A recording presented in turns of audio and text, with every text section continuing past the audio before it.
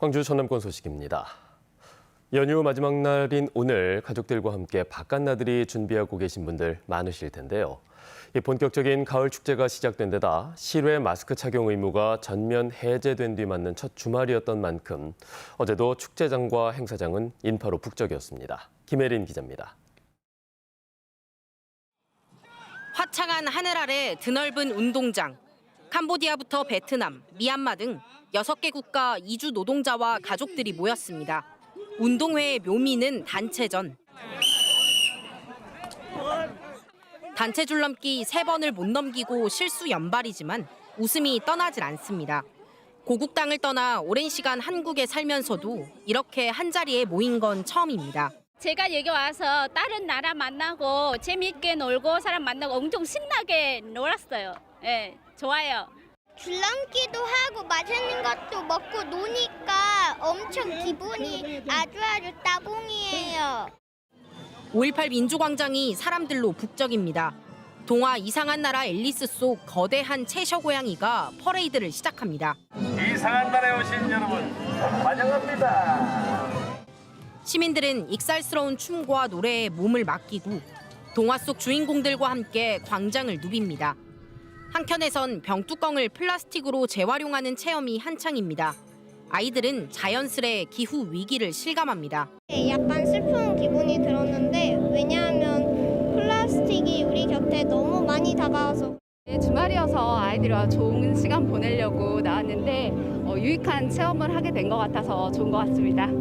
10월의 첫 주말, 화창한 날씨 속에 나들이에 나선 시민들은 도심 곳곳에서 축제를 만끽했습니다. KBS 뉴스 김혜린입니다. 최근 10년 사이 광주 전남 소재 4년제 대학의 모집 인원은 줄어든 반면 서울 소재 대학은 늘어난 것으로 나타났습니다. 국회 교육위원회 서동용 의원이 교육부로부터 받은 자료를 분석한 결과 광주와 전남 지역의 22개 대학 모집 인원은 2012년 27,400여 명에서 10년 뒤인 2022년 3,200명가량이 줄었습니다. 반면 서울 지역의 45개 대학은 10년 사이 모집 인원이 2,500명가량 늘었습니다. 서 의원은 수도권 대학에 규제를 하지 않으면 지방대의 위기는 계속될 것이라고 지적했습니다. 이상민 행정안전부 장관이 2년 전 집중호우로 피해를 입은 구례군을 방문해 지구 단위 종합 복구 사업의 진행 상황을 점검했습니다. 이 장관은 어제 복구 사업 현장 상황실에서 배수 펌프장 설치와 하천 정비 사업 등의 진행 상황 등을 보고받고 피해 재발 방지를 위해 철저한 복구에 힘써달라고 당부했습니다. 구례군은 2년 전 이틀간 400mm가 넘는 집중호우로 하천이 범람하면서 1,800억 원의 재산 피해가 발생했습니다. 지방의 인접광역자치단체가 서로 손을 맞잡고 몸집을 불려서 수도권 집중화에 대응하자는 게 이른바 메가시티 사업입니다. 부산과 울산, 경남에서 특별 연합 설치가 추진돼 왔는데 선거로 인해서 자치단체장이 바뀌면서 울산과 경남이 발을 빼겠다고 해서 논란입니다. KBS 창원방송 총국이 경남 지역 시군 단체장들에게 의견을 물어봤습니다. 네트워크 소식 손현혁 기자입니다. 부울경 특별연합 추진 당시 불균형 발전을 우려했던 경남 서북권. 사천시가 먼저 경상남도의 특별연합 중단에 대해 지지를 보냈습니다. 부산, 울산과 인접한 이 3개 지역만 혜택을 받을 뿐 나머지 지역은 오히려 소외되거나 낙후되어서는 안 된다는.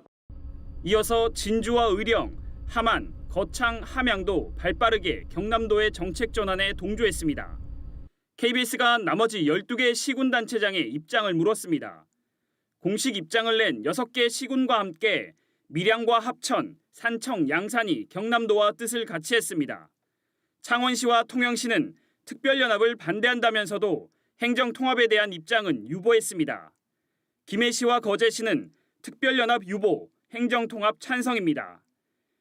행정통합 과정에서 특별연합을 거칠 필요가 있다는 입장은 더불어민주당 소속 단체장인 남해군이 유일합니다. 국민 여론을 수렴해야 한다며 고성군과 창녕군은 찬반 입장을 내지 않았습니다. 하동군은 군수가 해외 출장 중이어서 입장을 확인하지 못했습니다. 특별연합을 지지해왔던 김해와 창원 등 경남 중동부 지역도 정책 중단에 대한 반대가 없는 것은 단체장의 소속 정당과 무관치 않다는 분석도 나옵니다. 국민의힘은 행정통합 추진을 환영한다는 기자회견을 열어 당력을 모으기도 했습니다. 얼마나 좋은 메가시티를 행정통합으로 수도권에 대응하는 800만 도시로 가고자 하는 박한수 도지사의 발빠른 결단을 환영한다. 몇몇 단체장은 행정통합을 찬성한다고 하면서도 구체적인 통합안이 제시돼야 하며 광역단체 간 논의뿐만 아니라 기초자치단체와의 논의도 필요하다고 밝혔습니다. KBS 뉴스 손원혁입니다. 지방자치법 개정으로 독립된 인사권을 갖는 등 지방의회의 권한이 커졌습니다. 그만큼 투명성은 높여야 할 텐데요. 그런데 전북 지역 지방의회는 회의 공개에 소극적이라고 합니다. 이번에는 전주방송총국 조경모 기자입니다. 군산시의회는 9대 의회 임기가 시작한 지난 7월부터 인터넷 누리집을 통해 본회의와 시정 질문, 5분 발언 영상을 공개하고 있습니다. 하지만 행정복지위원회와 경제건설위원회 등 2개 상임위원회 회의는 공개 대상에서 빠져 있습니다. 의원님들의 이 프라이버시라든가 이런 부분, 또 상임위에서 나오는 정책적인 발언들이 또 우리 시민 생활과 또 개개인의 생활과 밀접되는 관계들이 있기 때문에 그런 문제로 인해서 혹시 여러 가지 의정 활동의 문제라든가. 전라북도 의회를 포함해 전북의 15개 지방의회 인터넷 누리집을 살펴봤더니 임실군 의회를 제외한 모든 의회가 본회의 동영상을 공개하고 있었습니다. 하지만 상임위 회의는 절반이 넘는 8개 의회가 공개하지 않았습니다. 상당수 의원이 반대하고 있기 때문입니다. 상임위에서는 아직 발표되지 않은 사업의 보완이 필요한 부분들도 발생하잖아요. 그 부분에 대해서 지금 얘기를 하시는 거예요. 상임위 회의도 공식적인 의정 활동인 만큼 주민 알 권리 보장을 위해 공개해야 한다는 목소리가 큽니다. 국민권익위원회는 본회의뿐만이 아니라 상임위와 특별위 등 모든 의정 활동을 공개할 것을 10년 전쯤부터 공고해왔습니다. 의원들의 의정 활동을 제대로 볼 수 있는 건 상임위 활동이라고 생각하고요. 상임위 활동이 사실은 공개됐을 때 시민들은 나와 직접적인 문제 아니면 우리 주변의 문제를 더 관심 있게 볼 수 있고, 인사권 독립과 정책 보좌관 채용 등 올해부터 권한이 더 커진 지방의회. 시민 알 권리 강화를 위해 모든 공식적인 의정 활동을 공개하는 것은 이제 선택이 아닌 책무입니다. KBS 뉴스 조경모입니다. 전라남도가 어촌 지역 생활 기반 시설을 획기적으로 개선할 수 있는 국비 공모 사업 선정에 공을 들이고 있습니다.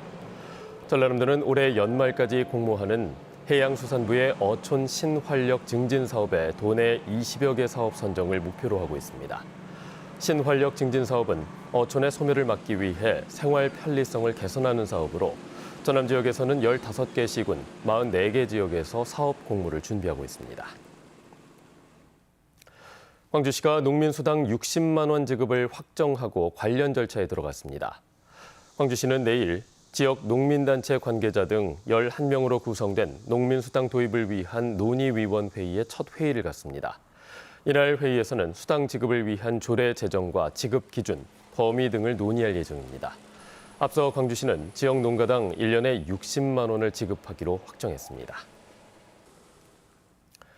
문화재청이 마한시대 최대 취락 유적으로 추정되는 담양 응용리와 태몽리 유적을 국가지정문화재 사적으로 지정 예고한다고 고시했습니다. 응용리와 태몽리 유적은 2세기에서 5세기 사이 영산강변에 형성된 마한시대의 취락 유적으로 약 1,500기의 유구가 확인된 바 있습니다. 학계에서는 마한과 가야 문화권이 혼재된 주거 형태 등 다양한 문화가 공존한 문화 교차지로서 역사적 가치가 큰 것으로 평가하고 있습니다. 천년고찰 화엄사에서 열리는 지리산 화엄문화제가 열렸습니다. 지난달 30일부터 사흘간 화엄, 기를 주제로 열린 화엄문화제는 마지막 날인 어제 스님과 불자 천여 명이 모인 가운데 화엄사에서 천은사까지 8km를 걷는 순례길 걷기 행사를 진행했습니다. 또 일목 시각에 맞춰서 지리산 시암제 주차장에서 삼보 순례 1주년 기념 음악회도 열렸습니다.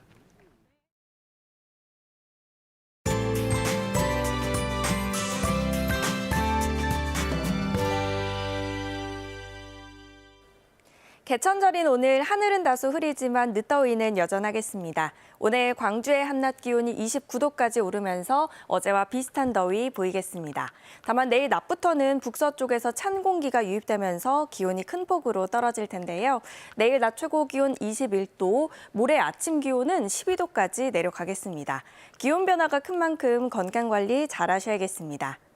오늘 광주 전남 지역 대체로 흐리겠고요. 내일 오전까지 곳곳에 바람도 강하게 불겠습니다. 내일 새벽부터는 비도 내리겠습니다. 양은 5에서 30mm가 예상되고요.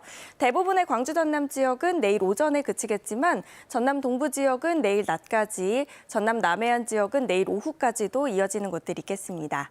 다음은 자세한 지역별 날씨입니다. 아침 기온 어제보다 3에서 12도가량이나 높게 시작하고 있는데요. 그래도 비교적 선선합니다. 한낮 기온은 담양과 화순 29도까지 오르겠습니다. 여수의 낮 최고 기온 26도, 순천 28도로 어제와 비슷하겠습니다. 목포의 한낮 기온 27도, 무안 28도, 강진 29도까지 오르겠고요.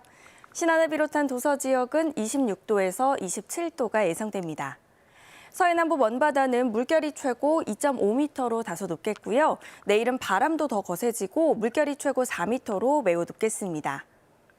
당분간 구름이 다소 많이 끼겠고요. 일교차가 10도 안팎으로 크게 벌어지겠습니다. 날씨였습니다. 뉴스를 마칩니다. 여러분 고맙습니다.